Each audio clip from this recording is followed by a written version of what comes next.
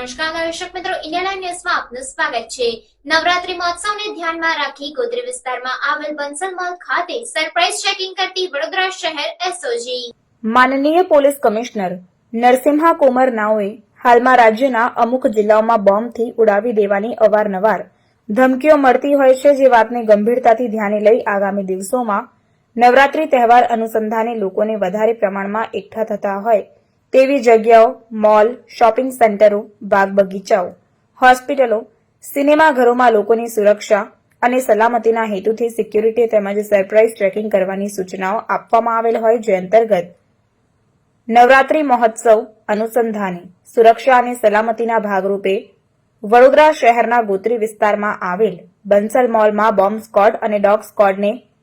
સાથે quick response ટીમને સાથે રાખી સરપ્રાઇઝ ચેકિંગ હાથ ધરતી વડોદરા શહેર એસઓજીની ટીમ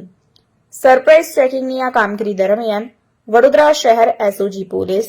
વડોદરા શહેર ડોગ સ્ક્વોડ, વડોદરા શહેર બોમ્બ સ્ક્વોડની ટીમ તથા વડોદરા શહેર ક્વિક રિસ્પોન્સની ટીમ દ્વારા સરાહનીય કામગીરી કરવામાં આવી।